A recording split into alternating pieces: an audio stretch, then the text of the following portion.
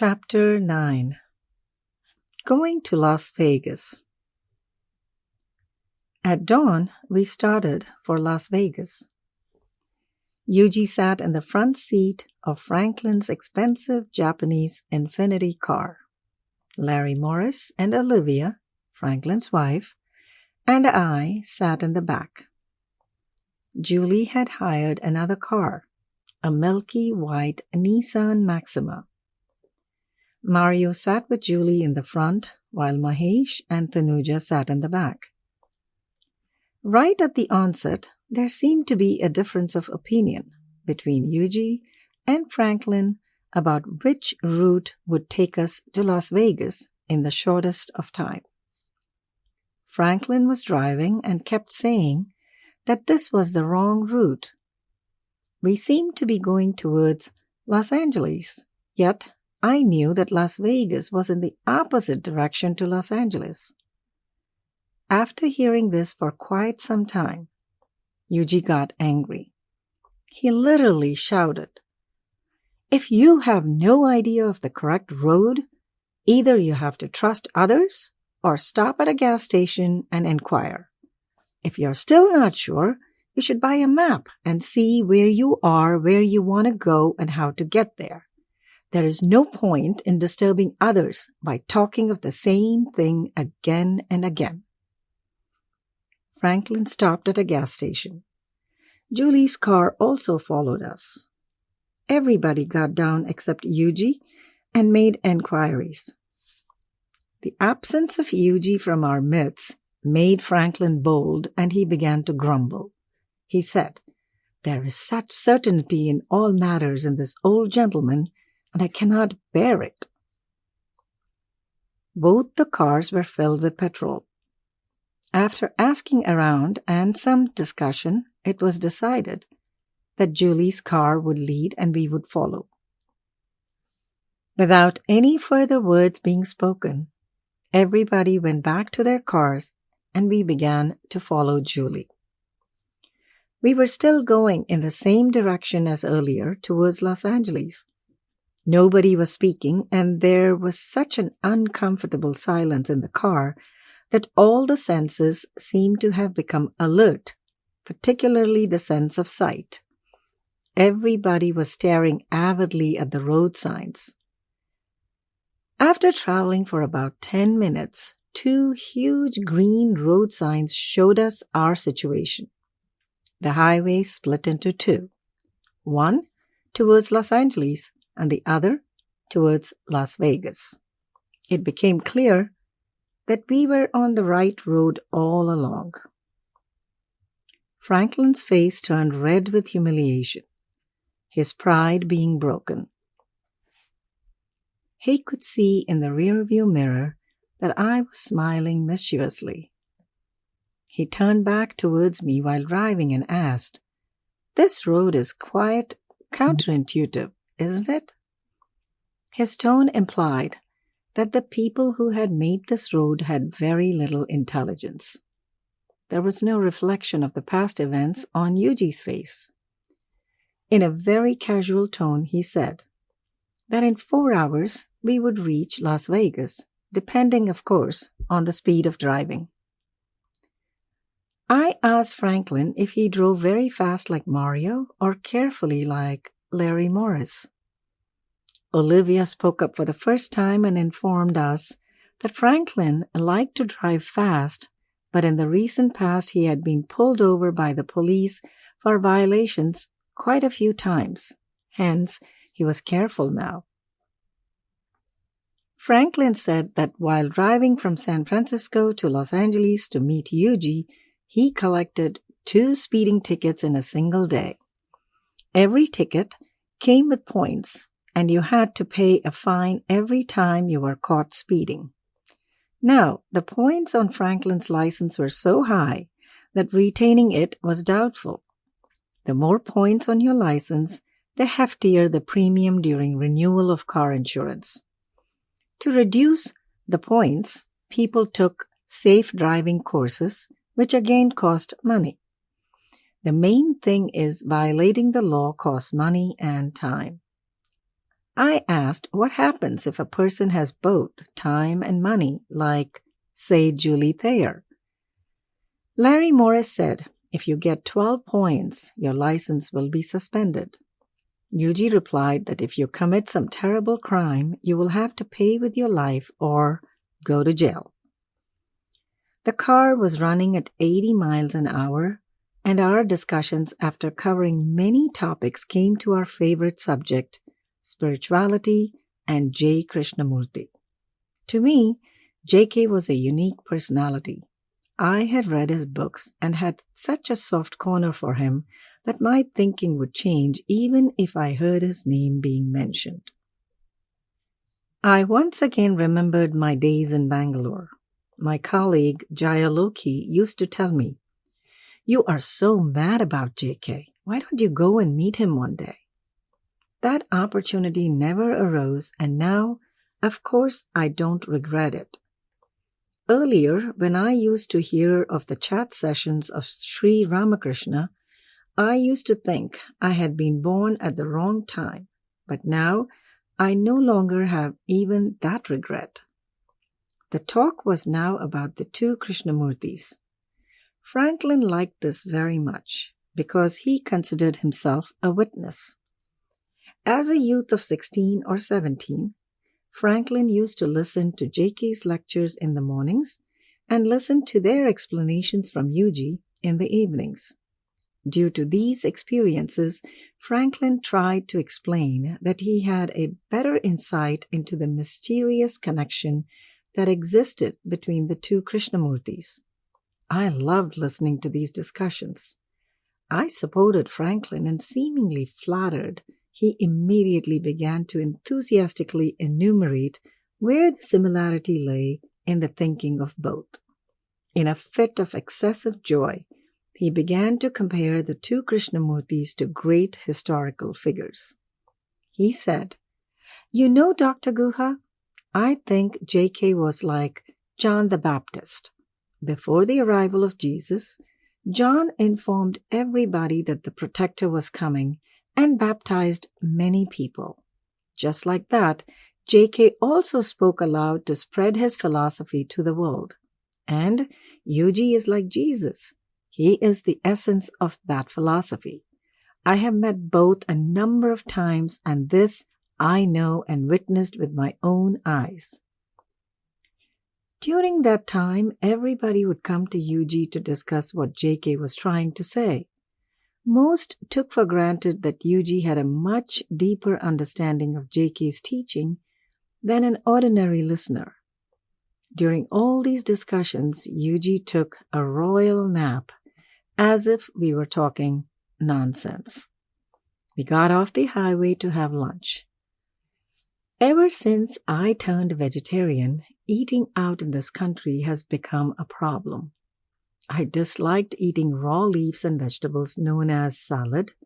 I love fried stuff, especially French fries, but how many days could I eat just that? They stuff mutton patty in bread to make a burger. Nowadays, they do have burgers with vegetable patty, but they are not available everywhere and could not be found here. I swallowed 2 pieces of dry bread with a Coke. Yuji ate an apple pie and drank a glass of hot water. Franklin ordered a few different dishes and sat down comfortably at another table with his wife. They had ordered at least 4 times more food than we did. Yuji looked at me and reminded me how Franklin had made fun of J. Krishnamurti's eating habits. A few days back, Yuji had requested Franklin to tell us in detail about his experience of having lunch with J.K. I'm going to tell what Franklin said that day. When he first met Yuji in Switzerland, Franklin had asked him for advice about the search for spirituality. Yuji had advised him to personally meet J.K. J.K.'s fame had by then reached Himalayan proportions. It was easy to listen to his lectures, but meeting him in person was a difficult matter. After a lot of pleading, Franklin finally managed to meet him for 2 minutes. J.K. told Franklin, "I'm going to India. If you come there, there will be plenty of opportunity for discussions." Franklin immediately agreed. Moreover, he informed J.K. that he also had a great desire to learn Hatha Yoga. J.K. had himself learned Hatha Yoga from a yoga teacher called Desikachar in Madras. So, from whom Franklin could learn Hatha Yoga was also decided then and there. For the first time in his life, Franklin stepped on Indian soil, the sacred land of spirituality.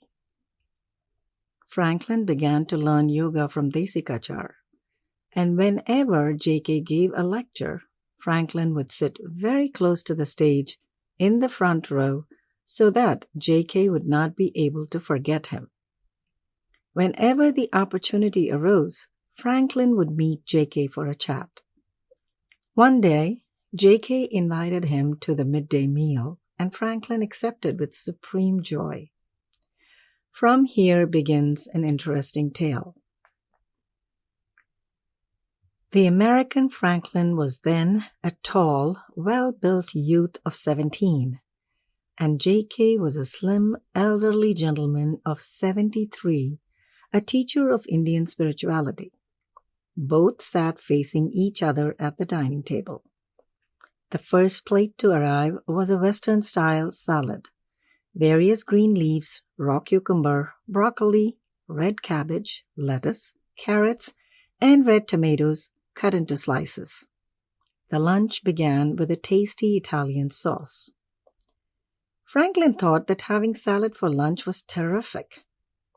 When he had polished off his plate and was mentally preparing questions to ask, J.K. asked the cook to bring the next dish. Next to arrive was South Indian style thali.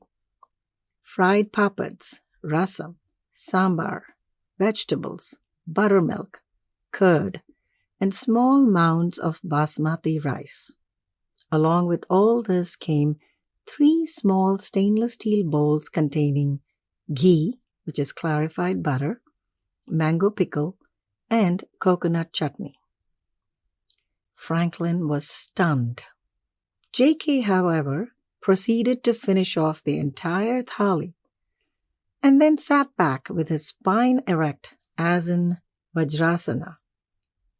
Franklin ate everything very slowly like a marathon runner and looked up with a pitiful expression at the expressionless face of J.K. Like an expert player, J.K. said, "Young man, to look after the body is an art form. After lunch, it is essential to have some sweets. What is known as desserts in your country?" J.K. asked the cook to clear off the plates. Franklin thought, "Thanks be to heaven, at last the meal is over." However, even before he could take a breath, he saw an unbelievable sight, and as if from far off he heard the faint tones of J.K.'s voice saying, "These are Indian sweets." The desserts consisted of big bowls of rice and milk sweet called payash or payasam, some rasmalai, and a bowl full of gulab jamun. Franklin thought he would not survive and there was nowhere to run. There was his American pride too. This 165-pound American could bow his head in front of a 125-pound elderly Indian gentleman for spiritual knowledge, but to acknowledge defeat in the matter of eating was akin to death, Franklin felt. However, he was not sure of getting up from the table with his self-respect intact if he ate any more. His body also seemed to have rebelled internally. A feeling of dislike seemed to be gathering at the sight of food. His very pores seemed ready to announce a great desire for renunciation. His eyes, too, were thankless. Just half an hour ago, if they had seen the sight, they would have been feeling inspired, feelings of well-being would have been generated, thus creating ripples and forcing this instrument called the body to produce secretions in the various glands and creating oneness. It would have felt as if the palate was eager for the taste of each morsel of sweets. But now he felt just, leave me alone to my misery. Nature's behavior was like the waves of the sea. It took you up only to drop you down with a thud. While Franklin was busy thinking all this, J.K. had already finished off the bowl full of sweets. Franklin was eating slowly and staring at the door of the kitchen. The cook was now the god of death. Even if he arrived empty-handed, he would carry off his dead body peacefully, and the desire to see the cook empty-handed seemed to be his last wish. But our willpower is not like the sages of yore, whose wishes came true each time. In this instance, the opposite happened. The cook strolled in a leisurely manner with 2 enormous bowls of ice cream. And like the tolling of death bells could be heard, the divine voice of Jiddu Krishnamurti saying, "This is the dessert of your country." Yuji took some hot water and went to the rear of the restaurant to finish off his meal and ablutions. There was an enormous garbage drum there. I began to pace about and looked at the desolate landscape of the desert. Yuji donated 95 parts of his entire food to rats, flies, and scavengers. Everybody returned to the car. Franklin made a few critical remarks about the quality of the food. I gave him a piece of chewing gum. I heard a soft, "Thank you," and after that, nothing more than the noise of his jaws. The car proceeded, piercing the chest of the Nevada desert on the black road. I turned my neck and saw Julie's car following us like a loyal white horse follows his master. Next to the driver's seat was Mahesh. Like the hero of a cowboy movie, he lifted his right hand and, pointing his finger, gestured as if pointing a gun at us. He took aim and pretended to shoot us thrice. We have arrived in Las Vegas. It is such a dramatic place that one can hardly believe one's own eyes. You can gamble openly. Higher bodies and intoxicating things are to be plentifully found in the city. Its lascivious beckoning has lured big and important people into losing all before returning home. But nobody seems to be bothered about it. The city's main work seems to be gambling, and surrounding this has been created an entire society to serve millions of people and help them enjoy themselves to the utmost before they return home. Looking at the lifestyle of the people here, the extraordinary houses and buildings, huge hotels and the dazzling lights, I had forgotten about the people around me. I looked back to see that there was no sign of Julie. After trying for some time to find them, I told Yuji that Julie's car was lost. We had not decided where we would stop. Yuji replied in his calm and certain tone, "Where can they go?" A discussion began on what we should do. We nearly entered 2 different parking lots only to change our minds. Yuji advised us to go ahead a little. Franklin swore not to give any more advice because whenever he gave advice, everybody agreed to it only for Yuji to change it when it was just about to be implemented. The main problem with Franklin in these events seemed to hurt his ego. We roamed around a few other places and finally entered the parking lot next to the MGM Grand Casino. In such a crowded parking area, it was nearly impossible to find an empty slot. And when we finally found one, it was to suddenly see Julie, Mahesh, and Tanuja, along with Mario, dragging their travel-weary bodies towards us. The minute Julie laid her eyes on Yuji, she cried, "Oh my God, this is absolutely impossible. This is the result of Yuji's divine intervention." I said, "It must be just a coincidence." Julie scoffed at me and said mockingly, "Coincidence? There are thousands of places to park cars and hundreds of hotels in Las Vegas. I thought we had lost you. Not one of us has a cell phone to connect with others. How is it possible that after debating 3 times about where to enter, we end up entering where Yuji has also just entered?" Seeing Julie's firmness, I remembered the scene in Michael Madhusudan Dutt's poem where Pramila enters Lanka. Crossing the mountains and rivers towards Sindhu, who has the gumption to stop her way? In front of Yuji's abnegation, all this just blew away like dried leaves. We all have a tendency to mystify things, and this tendency makes us remember certain specific events. This has a profound effect on our mind, and it is then not possible for us to observe even insignificant events in a casual manner. Julie has a background of 5 years of Freudian analysis and 5 years of Jungian analysis. Yuji's point of view is that all psychiatrists have the same disease.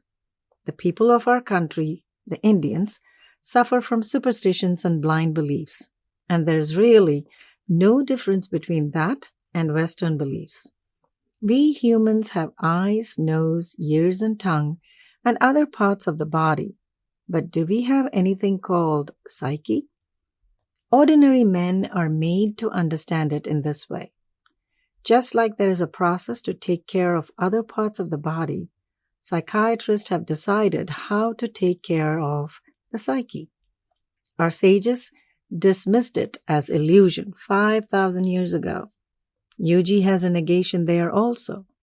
According to him, all these ideas came into their heads as a result of imbibing soma juice.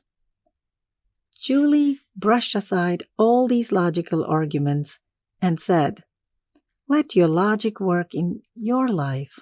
This is what I want, and I know what works in my life. Your philosophy is useless for me." End of chapter 9.